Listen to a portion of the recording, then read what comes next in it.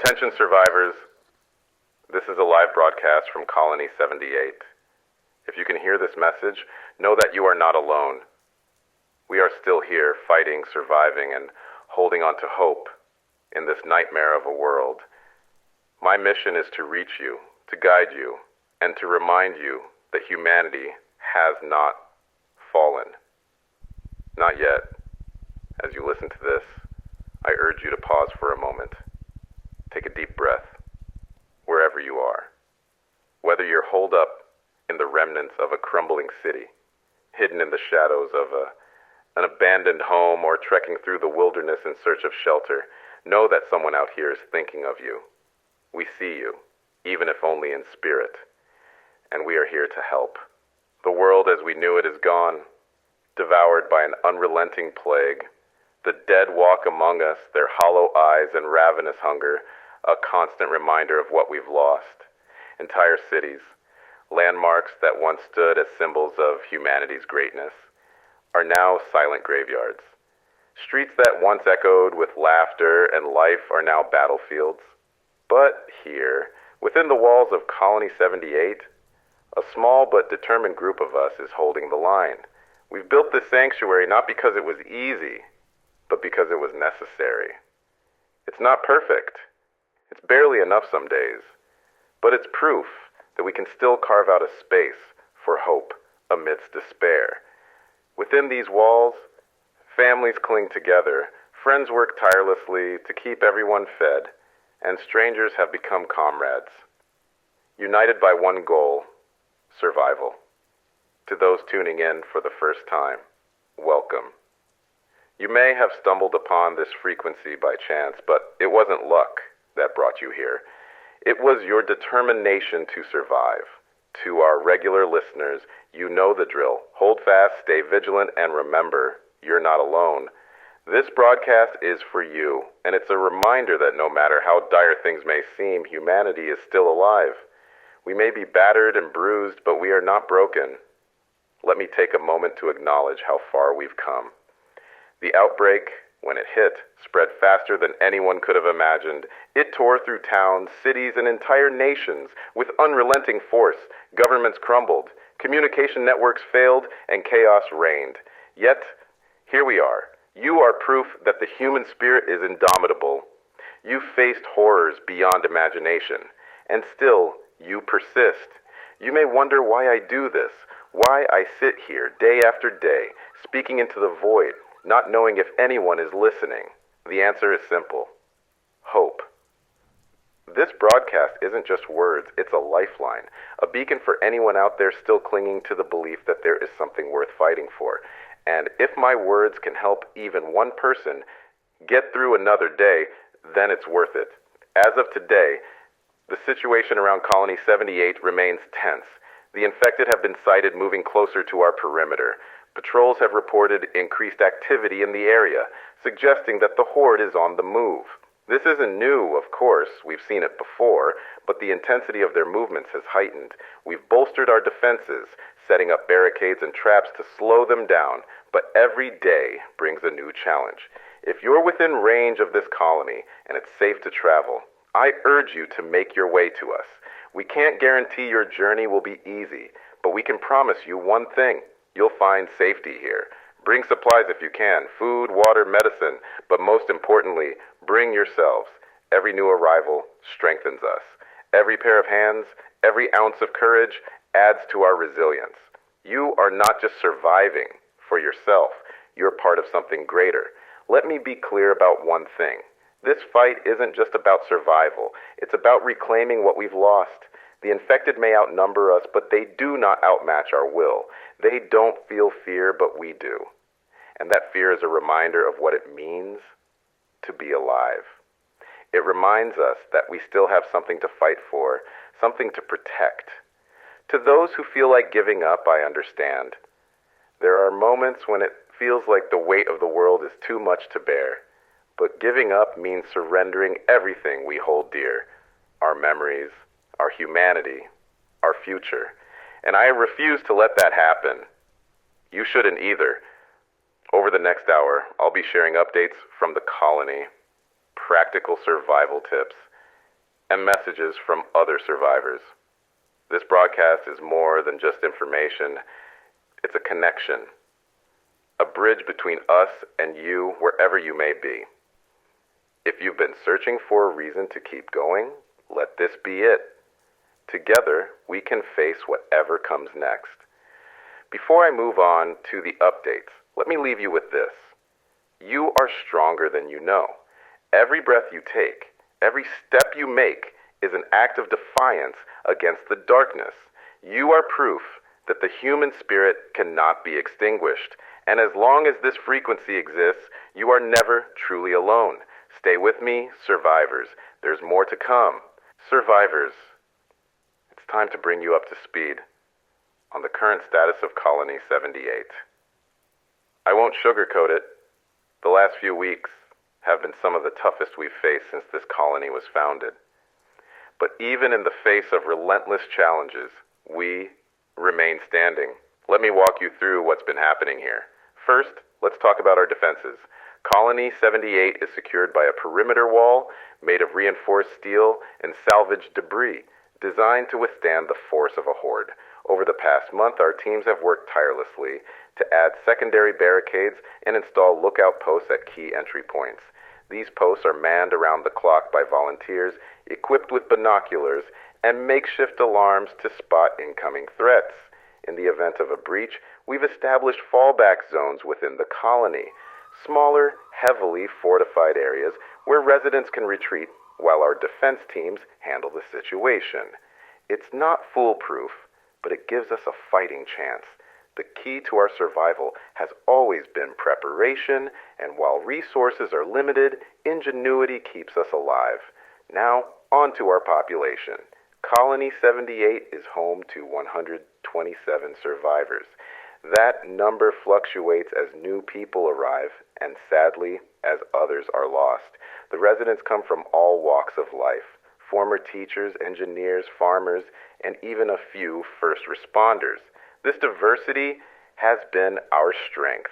Everyone contributes in some way, whether it's tending to the vegetable gardens, repairing equipment, or patrolling the perimeter. However, with numbers like ours, there are always challenges. Resources are stretched thin, and every new arrival is both a blessing and a strain. Food and water supplies are rationed carefully, and while our gardens provide some fresh produce, it's nowhere near enough to sustain us long term. We've begun sending small scavenging teams into nearby towns, but these missions are increasingly dangerous as the infected grow more aggressive. Speaking of aggression, let me share an account of a recent attack. Just 3 days ago, a patrol team reported an unusually large group of infected heading toward our northern wall. At first, it seemed like a routine sighting, nothing our defenses couldn't handle. But as the group drew closer, their numbers swelled. It was clear that this wasn't a random wandering horde. Something had drawn them to us. The colony's alarm system was activated, and every available hand was called to action. We used everything we had: crossbows, spears, and even a few salvaged firearms. The infected reached the wall, but were met with a barrage of makeshift defenses. Despite the chaos, we managed to hold the line, thanks to the bravery of our defense team and the quick thinking of our leaders. Still, the attack left its mark. The northern wall sustained significant damage, and repairing it has become our top priority. We also lost one of our most dedicated guards, a blow that has shaken us all.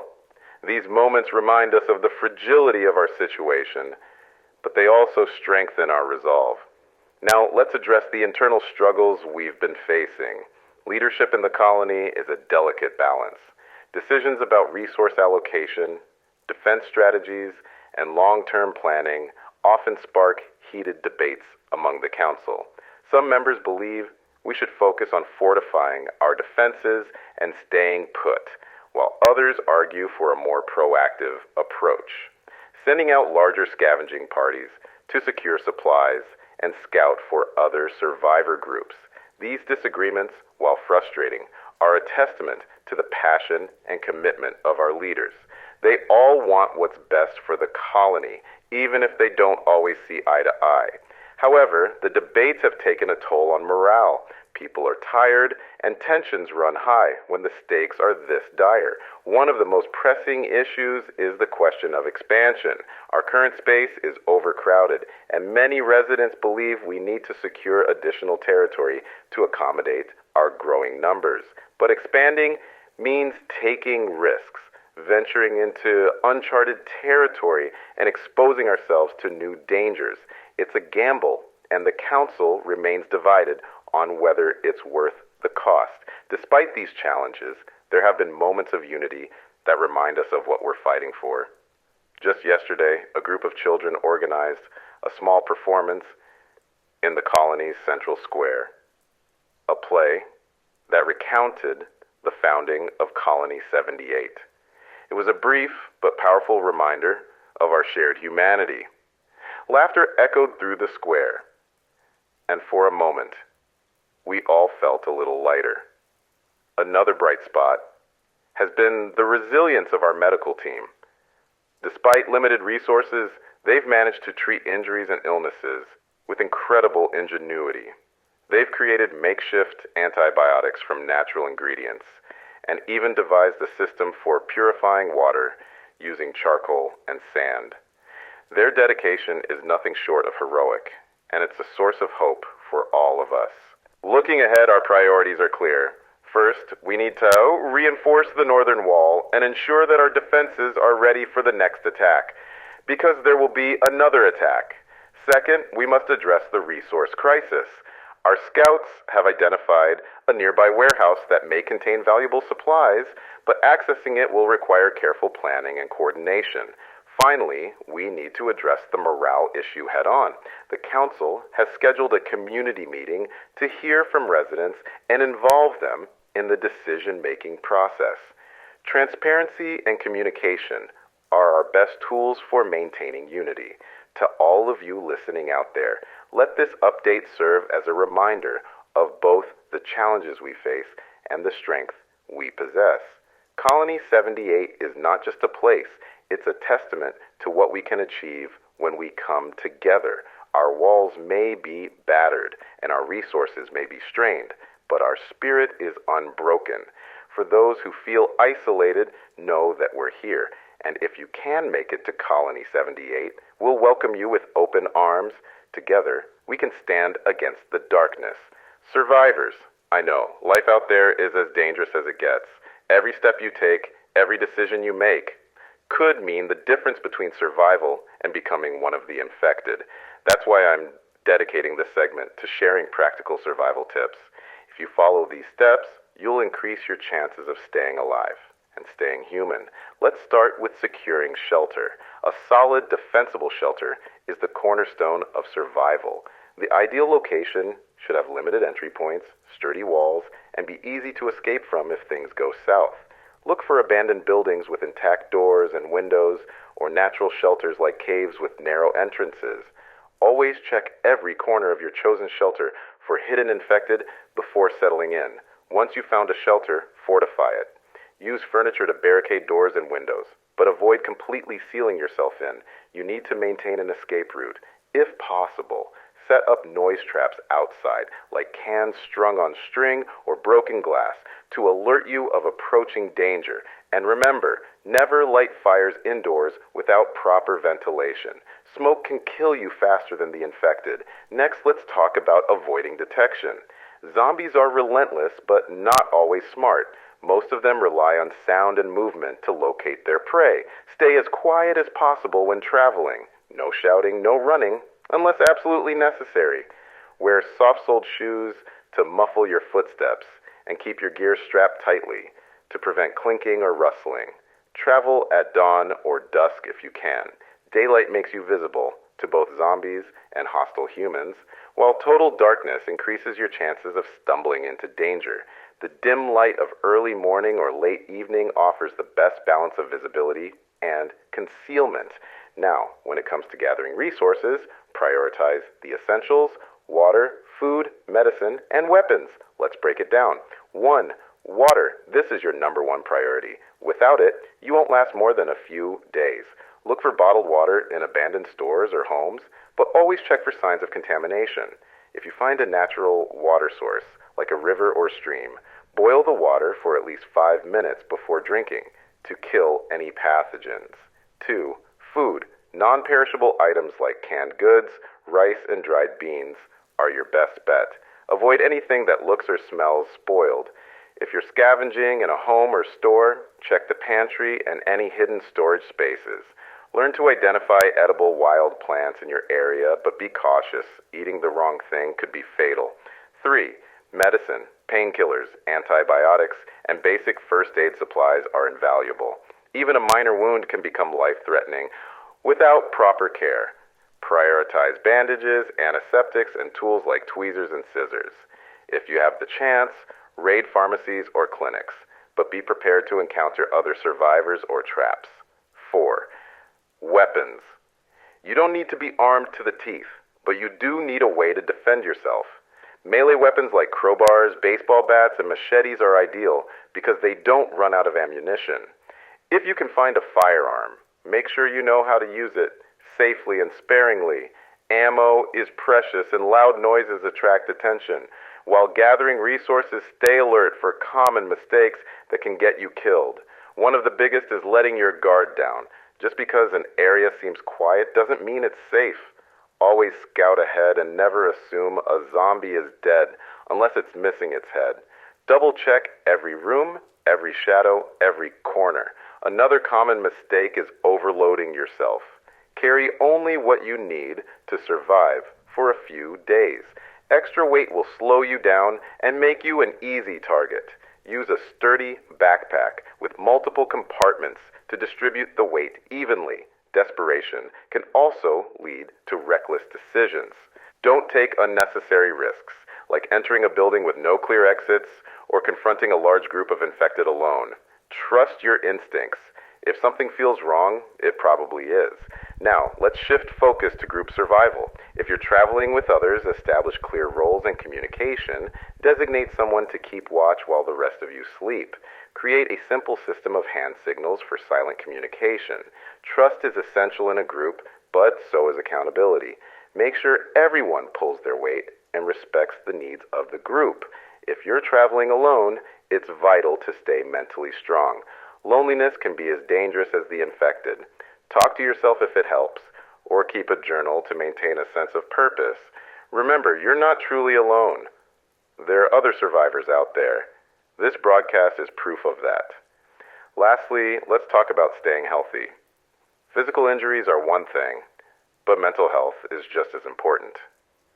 Take moments to breathe, to reflect, to remind yourself of why you're fighting to survive.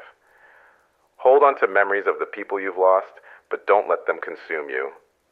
Focus on the here and now. Infection is always a looming threat. If you get bitten or scratched by an infected, there's no easy way to say this. Your time is limited. Prepare yourself for what comes next and ensure you don't put others at risk. But remember, many survivors carry scars that look like bites but aren't. So don't jump to conclusions without proof. Before I wrap up this segment, I want to leave you with some actionable steps to keep in mind. 1. Secure your shelter before nightfall. 2. Carry enough water and food for 3 days. 3. Avoid loud noises and unnecessary risks. 4. Trust your instincts. They could save your life. Survivors, I know this isn't easy. Every day is a battle and every night is a test of your resolve. But you're stronger than you realize. You've made it this far, and you can keep going. Stay vigilant, stay resourceful, and above all, stay alive. We're in this together, even if we're miles apart. Hold on to that thought and keep fighting. Survivors, I wish I had better news to share, but here at Colony 78, we are facing a dire situation. Supplies are dwindling, and the harsh reality is becoming clearer with each passing day. Survival is not just about fortifying walls or fending off the infected. It's about sustaining life within these walls. And right now, we are dangerously close to running out of the essentials. Our most critical need is water. The colony's primary water source, a nearby underground spring, has shown signs of contamination. Testing revealed that it's no longer safe for consumption, forcing us to rely solely on the limited stock of bottled water we've scavenged. But those supplies are running out. Without water, we cannot survive, not for long. Food is another pressing concern. The vegetable gardens we've cultivated provide some sustenance, but not nearly enough for 127 people. The yields have been disappointing, likely due to poor soil quality and limited sunlight in our walled-off environment.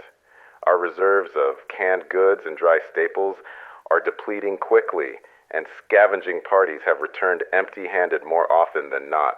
The areas within safe traveling distance have been picked clean, leaving us to wonder how far we'll need to venture and what dangers we'll face when we do.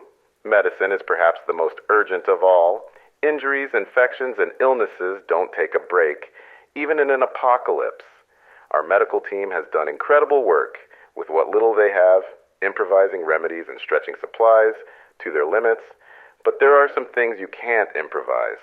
Antibiotics, painkillers, antiseptics, we're out of nearly everything. A simple infection could now mean the difference between life and death. This isn't just a problem for Colony 78. It's a problem for every survivor out there. The reality is, we can't survive in isolation. Not indefinitely. The colony was built as a sanctuary, a place where people could come together to protect and support one another.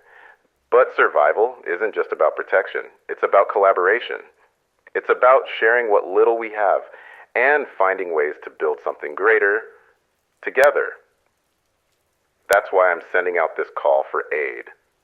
To anyone listening, if you have access to resources, whether it's water purification tablets, seeds, canned goods, or medical supplies, we need your help. We're not asking for charity. This is about mutual survival. What you give, we will return in kind. If you can make it to Colony 78, you'll find safety, shelter, and a community willing to share what we have. For those who can't reach us but have supplies to spare, let's work together to establish drop points. We can send out small teams to collect the supplies, minimizing the risk for both sides. Communication is key. If you can, respond to this broadcast with your location and the resources you can share. We'll coordinate from there. Let me paint a picture for you. Imagine survivor groups pooling their resources, water purification technology from one group, seeds and agricultural knowledge from another, and medicine salvaged from a distant clinic. Together, we could not only survive, but thrive. It's a lofty vision, I know, but it's one worth striving for. Alone, we're vulnerable. Together, we're unstoppable. This isn't the first time Colony 78 has relied on the kindness and courage of others. Just a month ago, a nearby group of survivors responded to a similar call. They shared a portion of their food supply with us, a gesture that saved lives and created a bond between our groups. Since then, we've exchanged information, strategies, and support. It's proof that collaboration works. But let's not ignore the challenges. Trust is hard to come by in a world like this. Many of you listening have been betrayed or taken advantage of in your quest for survival. It's understandable to be cautious, but we have to find a way to overcome that fear. The infected don't discriminate. They don't care who you are or where you come from. Our only chance is to stand together as one human race. For those of you struggling with the same shortages we are, know that you're not alone. The challenges you face mirror our own. Maybe you're rationing your last bit of food, or searching for clean water, or watching a loved one suffer without medicine. These are the realities of life in the apocalypse, but they don't have to be our end. There is strength in unity, in reaching out to others and finding ways to share the burden. Let me share some strategies that have worked for us in case they might help you. For water, we've been experimenting with solar stills, simple devices that use sunlight to purify water. They're not perfect, but they've provided a small, steady supply. For food, consider focusing on crops that grow quickly and require minimal maintenance, like beans or leafy greens. And for medicine, remember that nature offers some remedies. Plants like garlic, aloe vera, and willow bark can serve as basic substitutes when nothing else is available. But even the best strategies can only take us so far. That's why this plea is so urgent. If you have knowledge, skills, or resources that could help, don't hesitate to share them. Your contribution could mean the difference between life and death, not just for us, but for the human race. To all listeners, I leave you with this. Survival isn't just about staying alive. It's about finding meaning in the struggle, about fighting for something greater than yourself. The apocalypse has taken so much from us, but it can't take our humanity, not unless we let it. By helping each other, we hold on to the one thing the infected will never understand: hope. This is our moment to act, to rebuild, and to prove that even in the face of unimaginable darkness, humanity can find a way to shine. We can't do it alone. Will you stand with us? Survivors, the airwaves are open, and it's time to hear from you. Your stories, your struggles, and your victories, they remind us why we're fighting, why we hold on. Each voice, each message is a lifeline connecting us in a world that feels so disconnected. Today, I'll be sharing more of your messages and offering guidance to those in need. Together, we'll navigate this storm. Let's begin with a letter left at one of our drop points. This is Laura from Ashford. My husband and I have been holding out in an old fire station for weeks now. The infected are everywhere, and we're running low on supplies. Our daughter is with us, but she's getting weaker every day. We've heard rumors about Colony 78 and are trying to make our way there, but the roads are too dangerous. We don't know how much longer we can last. Laura, if you're listening, please know that you're not alone. The fire station is a smart choice.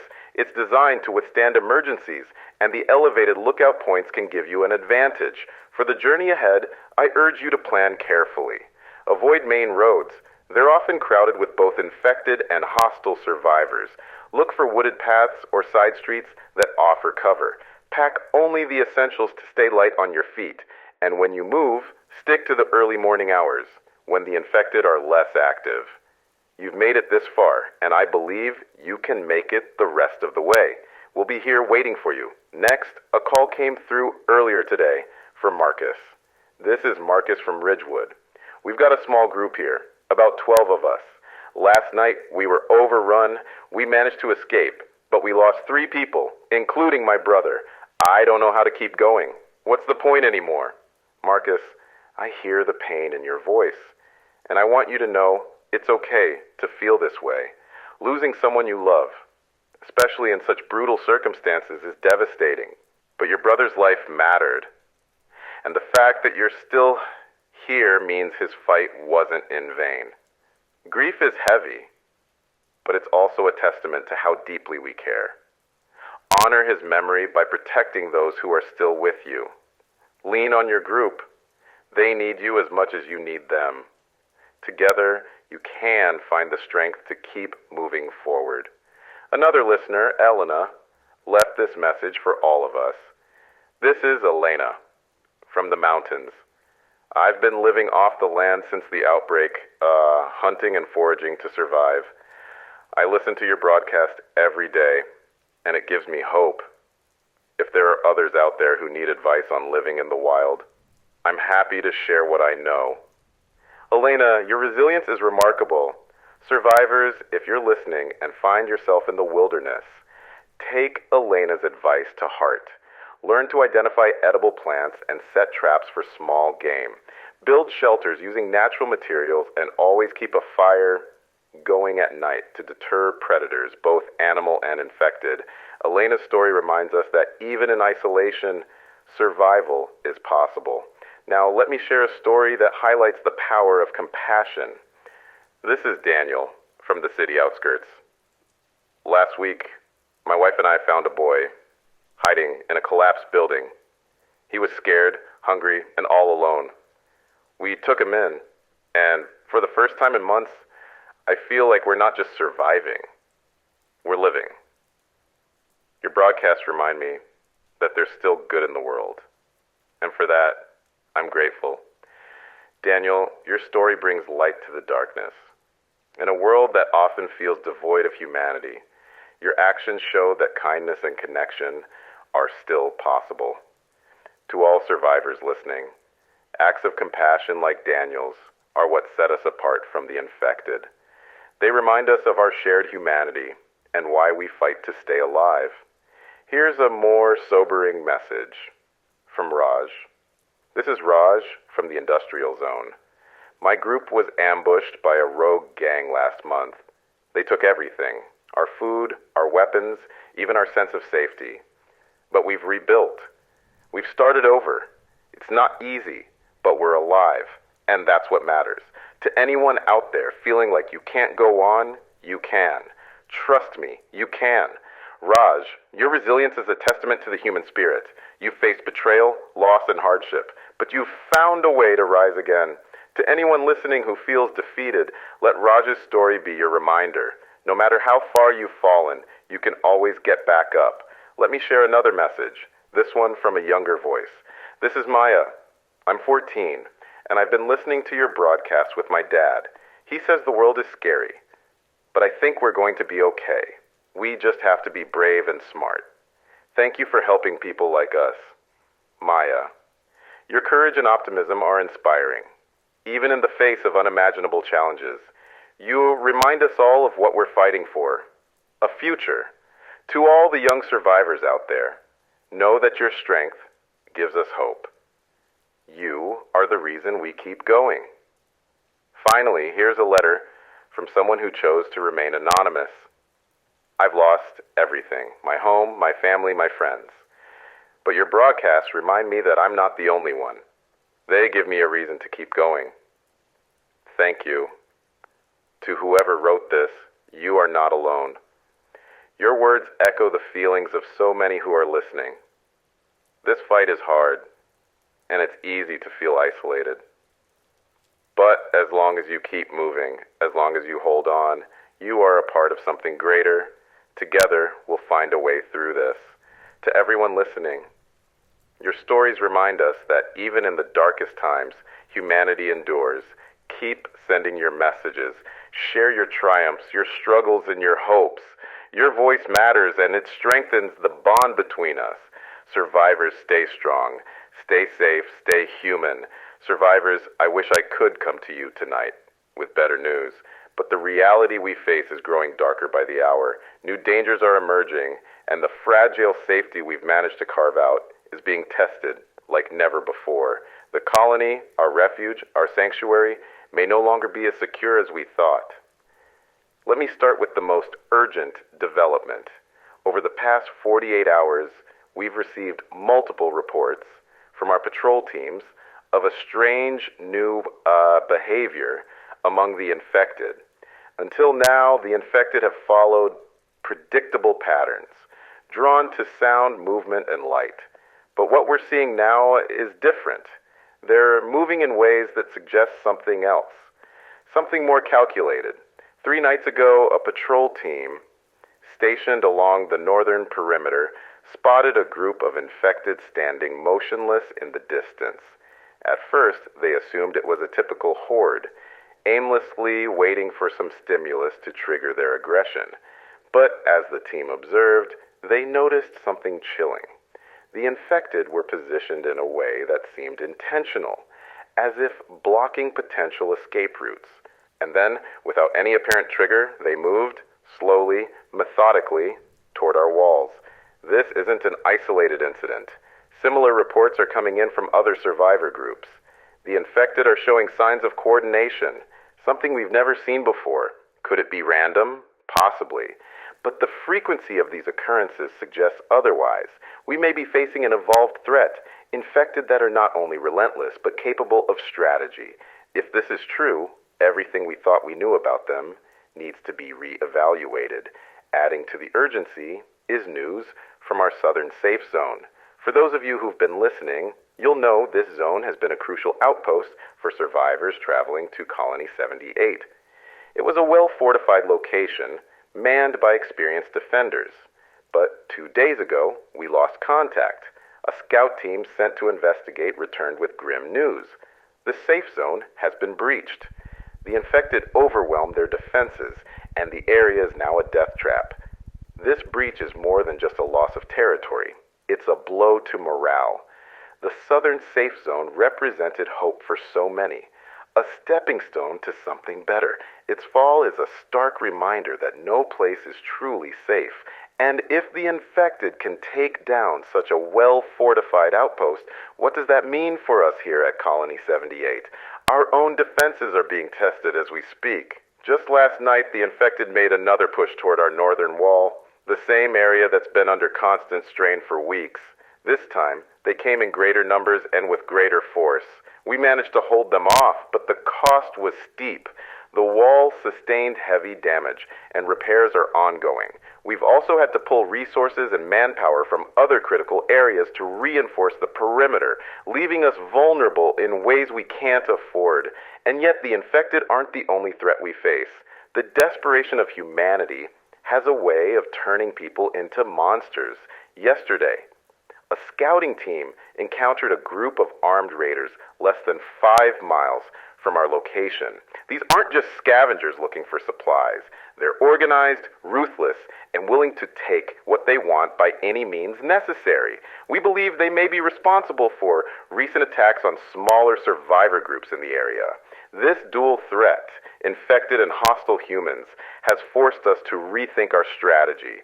We're increasing patrols, reinforcing our internal security, and preparing for the possibility of an all-out assault, whether it comes from the dead or the living. But these measures take time and resources, both of which are in short supply. For those of you listening from outside the colony, let this be a warning. The world out there is changing, the dangers are evolving, and survival is becoming even more precarious. Stay vigilant. Watch for signs of infected behavior that doesn't fit the norm. And if you encounter other survivors, approach with caution. Not everyone out there has good intentions. Now, let me address the elephant in the room. Is Colony 78 still safe? The answer, for now, is yes. But I won't lie to you. Our situation is tenuous. The walls are holding, but they won't last forever without significant repairs. Our defenders are brave and resourceful, but they're stretched thin, and the growing number of threats means that every day feels like a countdown to something worse. We're taking every possible step to secure our future. Engineers are working around the clock to reinforce the walls and fortify weak points.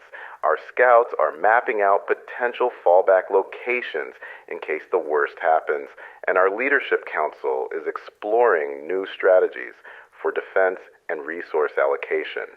But even with all these measures, the reality is clear. We're in a race against time. To anyone within range of this broadcast, if you've been considering making your way to Colony 78, the window of opportunity may be closing. I urge you to act now, while the path is still passable. Bring whatever supplies you can, but don't delay. Every day brings new challenges, and every delay increases the risk. For those who can't make it to us, consider fortifying your own locations. Look at your defenses with fresh eyes and think about how they might hold up against a more coordinated threat. Double your efforts to remain undetected and always have an escape plan.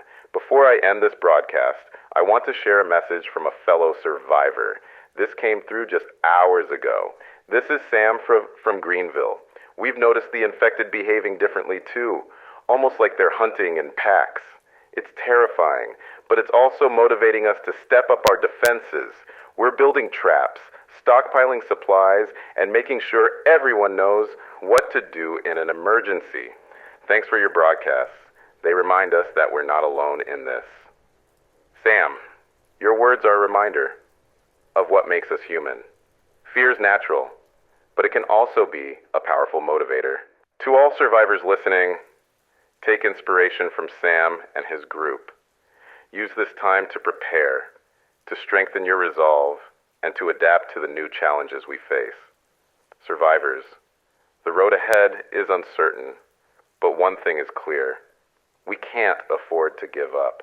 The world may be changing, but so can we. Stay strong, stay alert, and stay connected.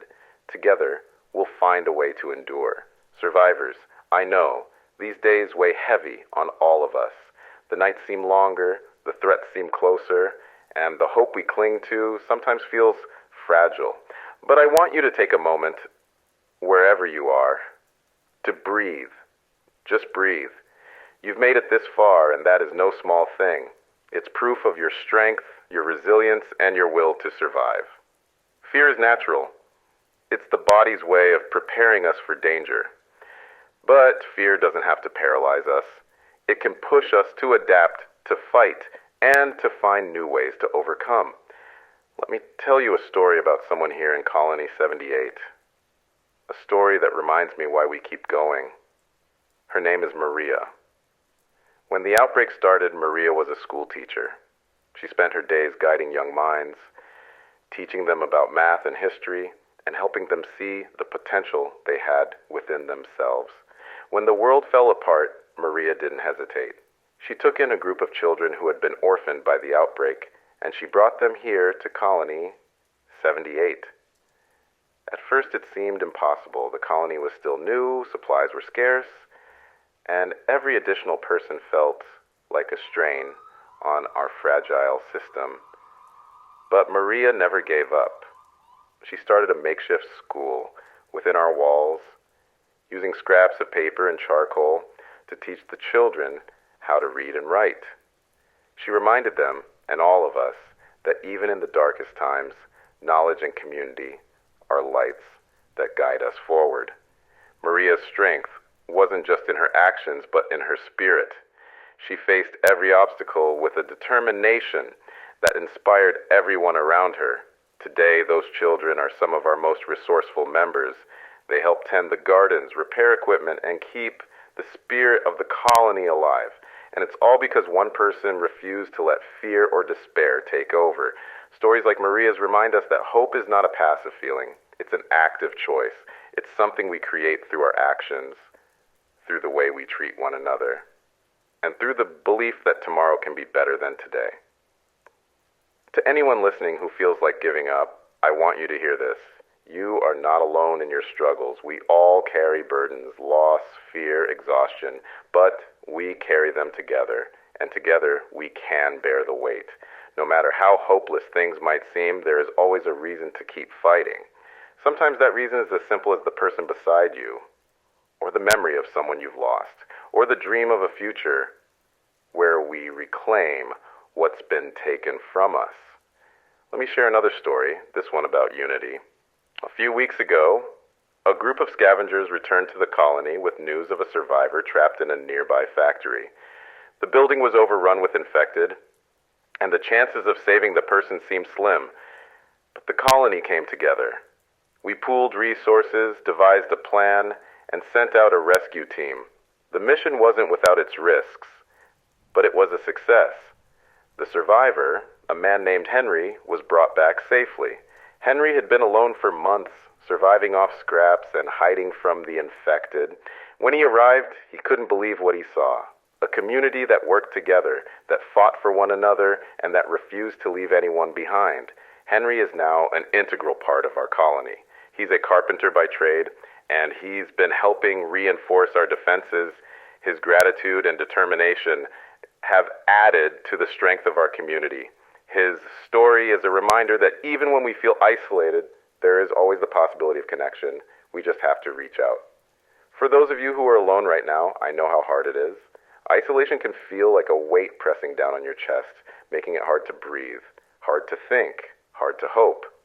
But you are not forgotten. This broadcast, these words, are proof that someone out there is thinking of you, rooting for you, and believing in your ability to survive. Hold on to that thought. Let it carry you through the darkest moments. If you need something more tangible to hold on to, think about the small victories you've achieved. Maybe it's a safe night's sleep, a meal scavenged against the odds, or simply making it through another day. Every one of those moments is a testament to your strength. Celebrate them. They matter. Let me leave you with a few words of encouragement from one of our colony elders, a man named Thomas. Thomas has seen more than most of us can imagine. He lived through wars, personal loss, and now the apocalypse. Yet, he remains one of the most hopeful people I've ever met. Thomas often says, The world doesn't end just because it's broken. It ends when we stop trying to fix it. As long as we're still trying, as long as we're still fighting, the world is still alive. His words resonate deeply with me, and I hope they do with you as well. The world may be broken, but we are the ones who can piece it back together. Before I close this segment, I want to speak directly to anyone out there who feels overwhelmed by their fears and struggles. You are stronger than you know. You've already overcome so much to make it this far. And while the road ahead may be difficult, you don't have to walk it alone. This broadcast is here for you, as are countless other survivors who share your hopes and your fears. Remember, hope isn't just about believing things will get better. It's about taking action to make them better. It's about finding strength in the people around you and offering your own strength in return. Together, we can endure. Together, we can rebuild. Survivors, stay strong, stay human, and above all, stay hopeful. We are not defined by the darkness around us, but by the light we choose to shine in the face of it. Until next time, keep fighting. Survivors, as this broadcast nears its end, let's take a moment to reflect on what we've shared today. The world outside is a constant reminder of what we've lost, but it's also a testament to what we still fight for. Through every challenge, every threat, and every moment of despair, we continue to prove that humanity is not yet defeated. Let's start by recapping today's critical updates. First, the threats we face are evolving. The infected are no longer the mindless wanderers we once knew. They're displaying behaviors that suggest a chilling level of coordination. Patrol teams have observed them blocking escape routes and moving in ways that defy their usual patterns. This development is unsettling, to say the least, and it forces us to confront the reality that our strategies may need to change. We also received devastating news about the Southern Safe Zone. Once a beacon of hope for survivors traveling to Colony 78, it has now fallen. The infected breached its defenses, overwhelming the outpost and leaving no survivors. The loss of the safe zone is a sobering reminder that even the strongest fortresses can fall. It underscores the importance of vigilance, preparation, and adaptability. Here at Colony 78, our own defenses are being tested. The northern wall has endured repeated attacks, with the most recent assault causing significant damage. Repairs are underway, but they've stretched our resources and manpower to the limit. Despite these challenges, we remain resolute. The colony is still standing, and we're doing everything in our power to keep it that way. To anyone listening outside the colony, let this serve as a warning. The world is growing more dangerous. Whether it's the infected hostile survivor groups or the sheer challenge of finding enough to eat and drink, the threats are multiplying. Stay vigilant, travel smart, and always have a plan for escape. Next, we turn to survival strategies. Remember the essentials: secure shelter, avoid detection, and prioritize water, food, and medicine. We discussed the importance of resource sharing and unity. The call for aid has already brought responses from brave survivors willing to risk everything to help others. This is what gives me hope, your courage, your compassion, and your refusal to let the apocalypse strip away your humanity. Then there were the stories you shared, stories of survival, of loss, of finding hope in the smallest of victories. Maria's determination to educate the children of the colony. Henry's transformation from a lone survivor to a vital member of our community, and Sam's resilience in the face of evolving infected behavior. All of these remind us that even in the bleakest times, there is light. Let's not forget the wisdom of Thomas, one of our colony elders. His words resonate now more than ever. The world doesn't end just because it's broken. It ends when we stop trying to fix it. Survivors, as long as we're still trying, as long as we're still fighting, the world is still alive. And as long as this broadcast exists, you are not alone. Now, I want to leave you with a few final thoughts. Survival is not just about avoiding death.